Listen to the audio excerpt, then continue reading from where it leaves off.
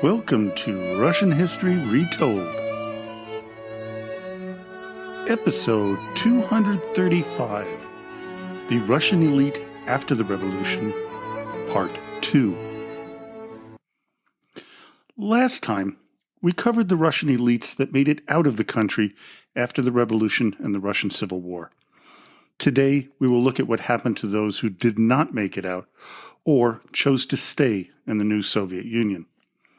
My primary source of information for this episode is Former People, The Final Days of the Russian Aristocracy by Douglas Smith. One of the most critical comments that Smith makes is on the information about what happened to the nobility. Quote, "While on a visit to Moscow in the spring of 2006, I searched the many drawers of the card catalog devoted to the Great October Revolution at the Russian State Library, the former Lenin Library, not fully online at the time, but could not find anything on the nobility. Surprised, I asked a librarian why there was nothing in the catalog. The look she gave me was of disbelief, as if I asked her who was buried in the Lenin mausoleum. Что? What? She stuttered. The revolution and the nobility? Of course not, because the revolution had nothing to do with the nobility, she instructed this clueless American historian. While researching this book, I've received similarly dismissive comments from people in the West. Of course the nobility was destroyed, I've been told, and rightly so. There's a belief among some people that the nobility got what was coming to them. So we need not be surprised or even care. Both points of view, that the revolution had nothing to do with the nobility, or that it did but need not concern us, are wrong historically and morally. This part of Smith's prologue is why I'm doing this two-part series. We all need to know what happened and care about why it happened. In Smith's book, he follows a number of people who were of noble origin. Two families, in particular, get the majority of the attention: the Golitsins and the Sheremetevs. The former was a Moscow family whose heritage goes back to the Lithuanian grand princes of the 14th century. They were the largest of all the noble families. Their first service to a Russian ruler was under Vasily I, the son of Dmitry Donskoy, in the 15th century. The Sheremetevs were tied closely to St. Petersburg. We first hear of this family during the reign of Ivan the Terrible. Yelena Sheremeteva was the daughter of the boyar Ivan Vasilyevich Sheremetev. She was the third wife of Ivan IV's son, also known as Ivan. Because the Tsar felt she was immodestly dressed, he struck her while she was pregnant, causing a miscarriage. When her husband screamed at his father, quote, "You sent my first wife to a convent for no reason. You did the same with my second, and now you strike the third, causing the death of the son she holds in her womb." Ivan the Terrible then struck his son with his staff, killing him. Before the revolution, the Sheremetevs were among the wealthiest and most influential families. The Golitsins were the most prolific, having 4 different bloodlines, each with many members. One of the last to serve the Tsar was Nikolai Golitsyn, who was the Prime Minister of Russia from January 20th to March 12th, 1917. He would be the last Prime Minister serving under a Tsar. Golitsyn would be arrested by the provisional government and severely beaten, tortured, starved, and imprisoned for a few days. While he would be released, he would be rearrested in April. When the Bolsheviks took control, they allowed him and his family to leave Russia, as he was an old man. But for some reason, when we really don't understand, he decided to stay. Between 1920 and 1924, Nikolai was brutally beaten and arrested twice by the OGPU on suspicion of a connection with the counter-revolutionaries. After his third arrest on February 12, 1925, he would be executed on July 2nd in Leningrad on a charge of participating in a, quote, counter-revolutionary monarchist organization, unquote. This would be a common outcome for those who decided to stay. History tends to repeat itself, as you've been told many times. The fate of those who remained in Russia after the Revolution was very similar to the fate of the same class during the French Revolution more than a century before. As Smith points out, quote, "At the height of the terror, chateaus were ransacked and plundered, thousands of nobles were imprisoned and killed, and hundreds lost their heads to the guillotine in Paris. Nobles who fled the country were branded traitors and enemies. Their property was confiscated, and in extreme cases, their family members were taken hostage." He further points out, quote, "And following a strange dynamic that would be repeated in Russia, as the revolution progressed and the counter-revolutionary threat retreated, the perceived danger the nobles represented and the repression measures against them increased. When the revolution did not develop as its leaders had promised, they pointed to the nobles as the reason, as would happen in Russia too. Attacking the old elite became an easy way to gain popularity and prove one's commitment to the cause and to the people. I see Vladimir Putin using the Ukrainians as his scapegoat to explain his government's failures and providing a better life for the Russian people of today. In the early post-days post-revolution, one of the leaders of the Cheka who would persecute many of the nobles who remained in Russia would be Jacob Peters, also known as Jacob Peters. He, along with Felix Dzerzhinsky, would execute hundreds of nobles and those in the privileged class. In a significant piece of irony, Peters, during the Great Purge, as part of the so-called Latvian operation, would be arrested and executed by the NKVD on April 25, 1938. What we know about the terror unleashed against the Russian nobility, we know that it was way more violent than the French Revolution. The French nobility suffered about a 9% casualty rate.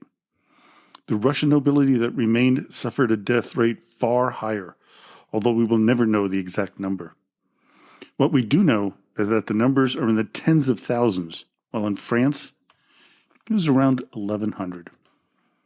When we look at the fate of the Golitsins versus the Sheremetevs today, there are still relatives of the Golitsins alive in Russia. This cannot be said of the Sheremetevs. They were utterly annihilated. One of the ways that many nobles who remained stayed alive was to change their names and never speak of their former lives. The children of those nobles were never told of their parents' past, primarily to protect them. Yelena Shuvalov, who was born in 1930 to a formerly noble family, said, quote, "We did not take any interest in the past. It just wasn't done. It wasn't a consideration.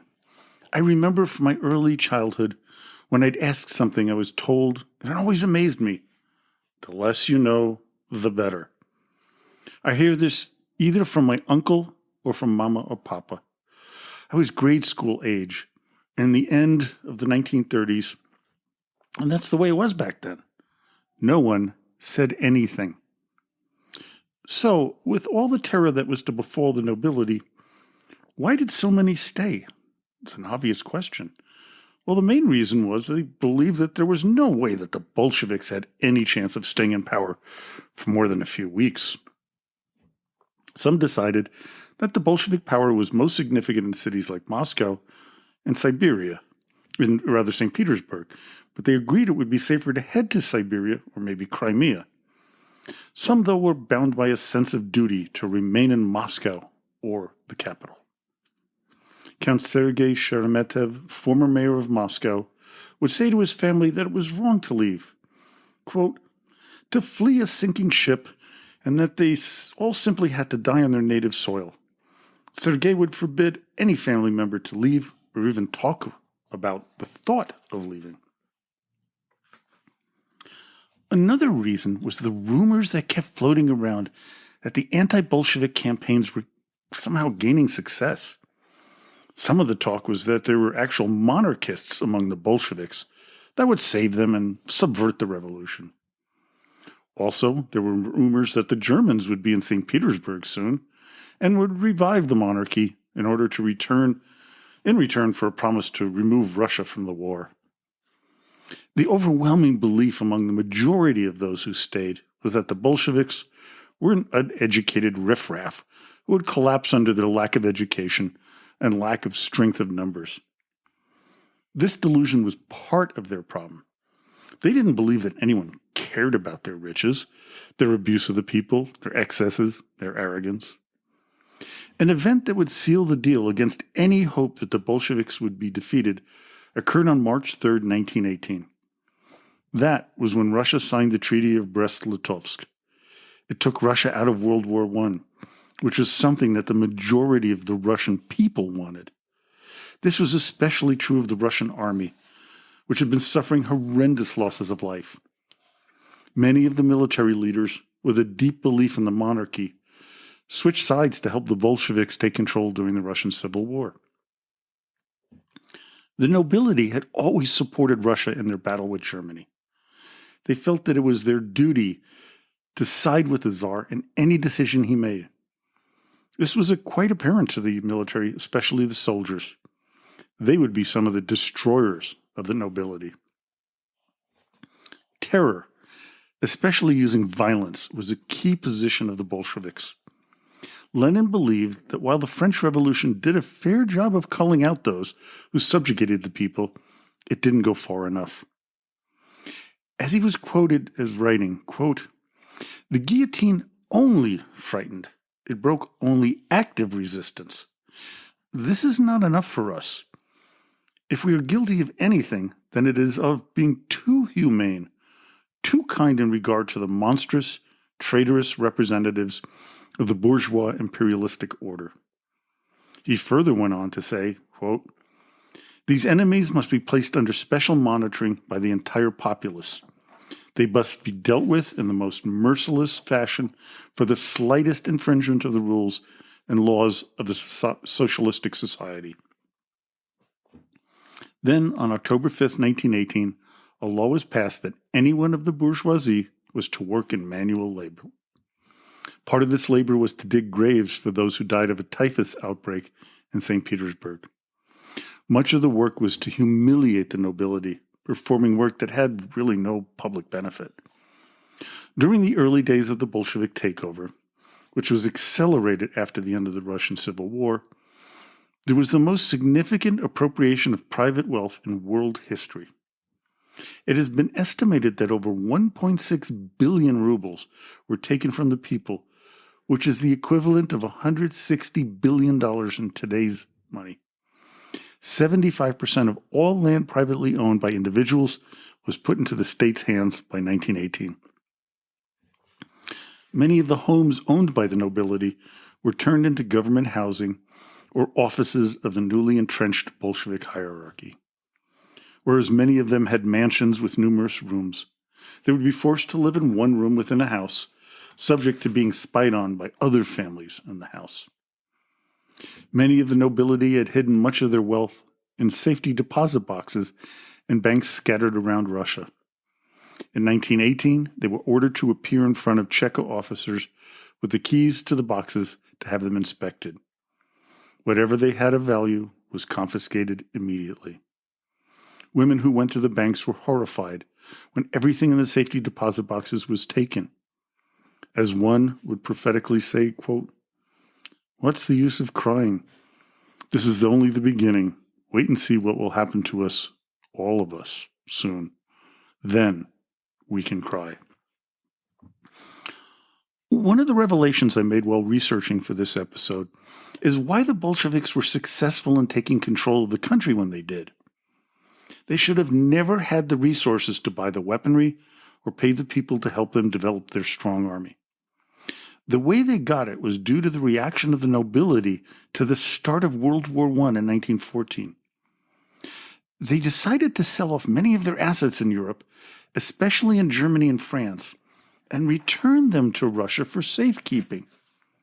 That represented an enormous amount of assets that the Bolsheviks had access to when they nationalized the banks in 1918. Another manner in which the Bolsheviks would gain wealth for their cause was to kidnap members of the nobility and hold them for ransom.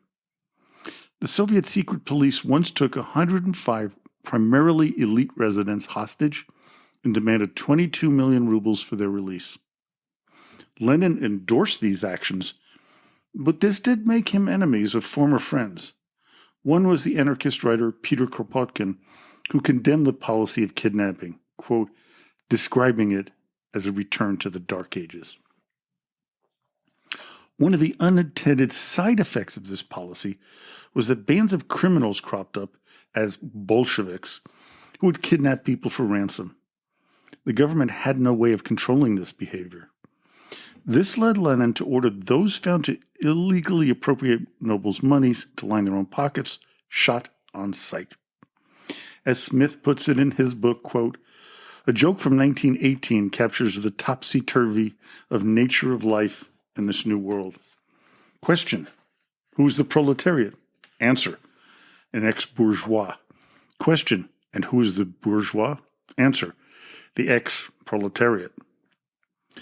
The former Russian nobility's abuse began to settle in mid-1918 until about August 30th. On that day, the head of the Petrograd Cheka, Moisey Uritsky, was assassinated by a 22-year-old military cadet, Leonid Kanegeiser. On the same day, Vladimir Lenin was shot and seriously wounded by Fanny Kaplan in Moscow. These two events led to what we now call the Red Terror. On September 1st, the Red newspaper printed the following, quote, we will kill our enemies in scores of hundreds. Let them be thousands. Let them drown in their own blood. For the blood of Lenin and Uritsky, let there be floods of blood of the bourgeois. More blood as much as possible. Pravda published the following, quote, the counter-revolution, this vicious mad dog, must be destroyed once and for all. Not only were the two assassins almost immediately executed, thousands of former Tsarist officials and nobles were executed even without a trial. In Petrograd, 512 were killed on Lenin's orders and 400 in Kronstadt. It spread throughout the areas that the Bolsheviks controlled. Historian W. Bruce London, writing about the Red Terror, said, quote, never had a modern society killed its people so readily. Douglas Smith wrote, quote, to the Bolsheviks, believers in Marx's notion that the death of the bourgeoisie was a historical inevitability, doing away with the ruling class was simply an act of euthanasia. Families like those of Prince Vladimir Obolensky were killed in 1918, many beaten to death on their families' estates. Others would find themselves arrested during Stalin's purges, dying in prisons or gulags. It was in 1918 that Lenin proposed the idea of creating concentration camps. The official decree was, quote, it is essential to safeguard the Soviet Republic from its class enemies by isolating them in concentration camps. In 1919, many of the nobility in the now Soviet Union were forced into labor camps. Overcrowding became a problem, one whose solution was to simply execute anyone who was of high standing or who couldn't work. No reason was ever given. From 1918 until 1921, the Russian Civil War raged throughout the countryside. Former Tsarist army members had to decide, join the Bolshevik Red Army or take up with the scattered whites. 48,000 chose the Reds, with twice as many joining the whites. Prince Vasily Golitsyn had one son on the general staff of the Red Army and one fighting for the White. This was not uncommon. Trotsky, one of the Red Army leaders, was wary of many of the officers' loyalties, so he proposed that their family members be taken hostage. The White Army would sometimes do just the same. After the war, during the Great Purge of 1936 to 38, many of those who served in the Red Army and were former Tsarist officers would be executed after show trials. Of all the trials and tribulations that the former nobility had to deal with, the one that became the focus of their daily lives, though, was the acquisition of food. Starvation due to the Civil War was rampant. They would do anything, sell anything, and work at any job just to feed their families. This is one of the reasons so many tried to get out of Russia. The more ominous one would become apparent during the end of 1920. Red Army General Mikhail Frunze was near Crimea when he suggested that those who couldn't get on a boat surrender. He even offered them generous terms. But, of course, it was all a lie. Over 50,000 people were shot to death in those last weeks of 1920. Almost all of them were members of the former privileged classes. The next group to suffer at the hands of the Bolsheviks were the officers who surrendered to the Red Army when offered a general amnesty. Again, a lie. In Ekaterinburg, 2,800 were executed. In Ekaterinodar, 3,000 were executed. Worst of all, for those who surrendered in Crimea, as I said, some 50,000 were murdered. No one was safe. Not women, children, or the elderly. In one case, that of 84-year-old Princess Nadezhda Baryatinsky, her daughter and son-in-law were shot, along with her in December 1920. After the Civil War came to a conclusion, only 12% of the nobility were still alive in the Soviet Union. Those who stayed lived a horrible life. As Anglo-American reporter Walter Durante wrote, quote, "Most pitiable is the lot of those aristocrats, male or female, who are devoid of any qualifications of practical value. One sees them stand patiently for hours in the open-air markets, holding coats, furs, small pieces of silver, or last scraps of jewelry for sale, of which they can eke out existence for a few weeks longer." The new economic policy, known as the NEP, was given a chance to the younger ones to open restaurants, hat stores, etc. But the position of the older ones is hopeless. However pathetic may be the sight of fortune's favorites, fallen from their high estate, there is no escape from the law of the Russian hive. The drones must die. After Lenin passed away in 1924, Stalin would slowly begin to take control. As much as Lenin disliked and downright hated the privileged classes, Stalin despised them even more. By 1935, a purge of the remaining former people began, especially in the newly renamed Leningrad. One of the reasons things were starting to heat up against the former nobility was the assassination of Sergei Kirov in 1934. Stalin was likely behind the plot, so he needed scapegoats. While the Great Purge is remembered mainly for getting rid of old Bolsheviks, they were not the majority of those executed. Ordinary citizens were being accused of being spies, traitors, or even counter-revolutionaries. In addition, many former nobles who were left alive were now targets of this new repression. Charges against these former people bordered on the absolute absurd. Alexander Golitsyn was accused of, quote, working on the stage of the Tomsk City Theater, where he acted the roles of heroes in a perverse light and ideologically distorted inner content of heroes' roles. And that's the official charge. For this, he, Pyotr, and Olga Golitsyn were executed in 1938. Many in the Trubetskoy family were also arrested and executed. Some were teenagers. After the Great Purge, it was thought that things would finally ease up on the nobility. Well, the few that were left. That would last until 1940, 1 year before the Nazi invasion of the Soviet Union. Then a new series of arrests began, numbering over 3 million. This would continue through the war, as the Soviet government believed that anyone with a noble heritage was a German sympathizer. During these purges, the remaining members of the Sheremetev family would be wiped out.